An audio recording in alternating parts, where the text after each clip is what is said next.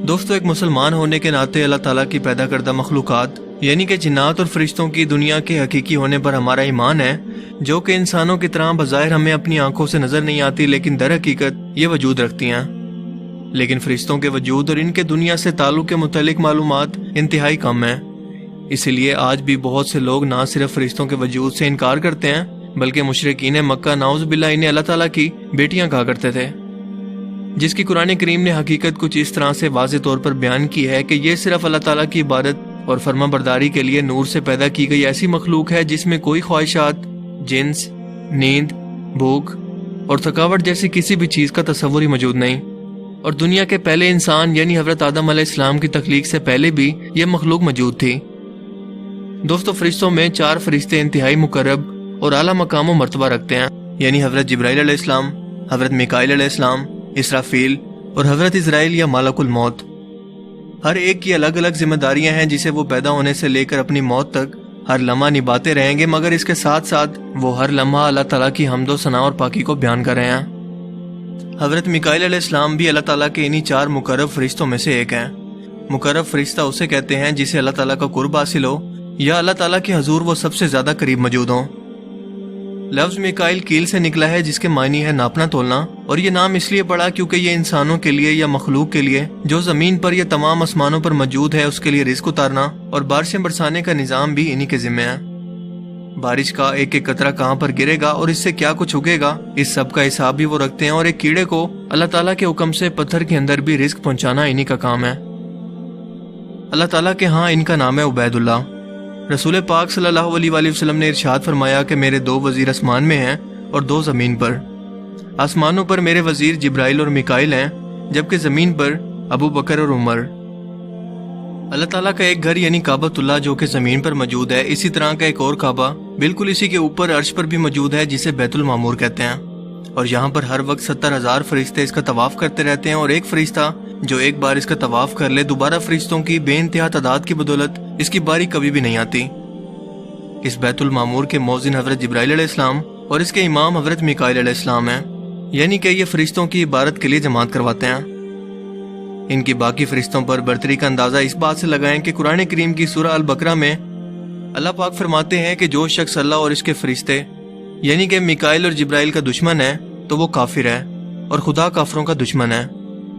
Bible کے اندر ان کے بارے میں بیان ہوتا ہے کہ ان کی ذمہ داری یہودی قوم کی دیکھ بھال کرنا تھی۔ انہوں نے ہی شیطان سے حضرت موسیٰ علیہ السلام کی لاش سے متعلق بحث و تکرار بھی کی تھی۔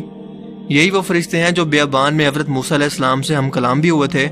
جبکہ مکاشہ کی کتاب میں یہ بھی درج ہے کہ میکائیل علیہ السلام نے ہی دوسرے فرشتوں کے ساتھ مل کر ابلیس اور اس کے شیاطین سے جنگ کی تھی۔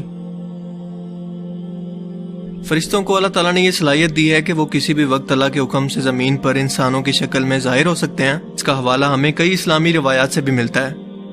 اسی طرح سے جب حضرت میکائیل زمین پر اترنا چاہتے ہیں تو ان کا ایک پاؤں ساتوں جنت میں ہوتا ہے اور دوسرا پاؤں ساتوں زمین پر، لیکن قرآن کریم میں ان کی ذمہ داری صرف مخلوقات کو رزق پہنچانے اور بارش، بادل، بجلی، آندھی وغیرہ پر کنٹرول ہی بیان ہوتا ہے۔ اس کے علاوہ ان کی جسامت اور شخصیت سے متعلق کوئی بھی مستند حوالہ اور روایت موجود نہیں ہے۔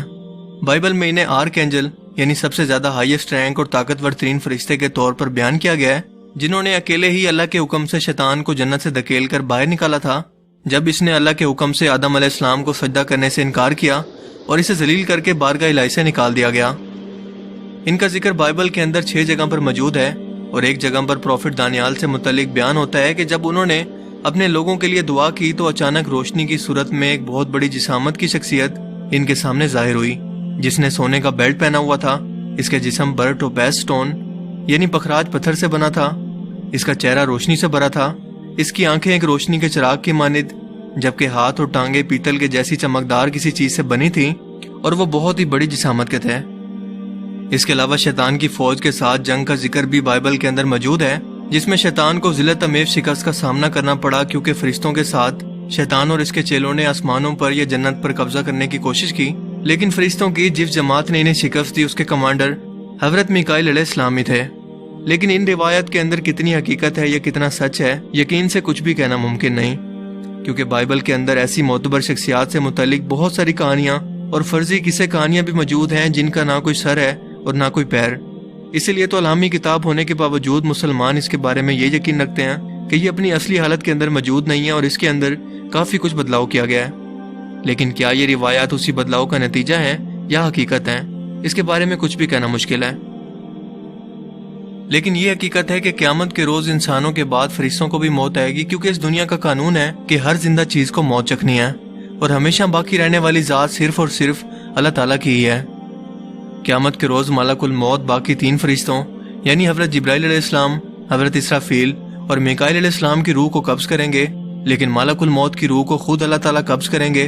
اور پوری کائنات کے اندر یہ اعلان کریں گے کہ صرف واحد و یکتا خالق و مالک اصلی بادشاہ صرف اور صرف میری ہی ذات ہے، جبکہ باقی سب ناتواں کمزور مخلوق اور صرف میری ہی محتاج ہیں۔ مجھے امید ہے کہ آج کے اس ویڈیو سے آپ کو بہت کچھ نیا جاننے کو ملا ہوگا اور یہ ویڈیو آپ کو پسند آیا ہوگا۔ اگر یہ ویڈیو آپ کو اچھا لگا تو اسے لائک کیجئے اور اسے دوستوں کے ساتھ بھی ضرور شیئر کریں۔ اب میں ملوں گا آپ سے ایک نئی انٹرسٹنگ ویڈیو میں، تب تک کے لیے اپنا بہت سا خیال رکھیے گا۔ Thanks for watching this video. اللہ حافظ۔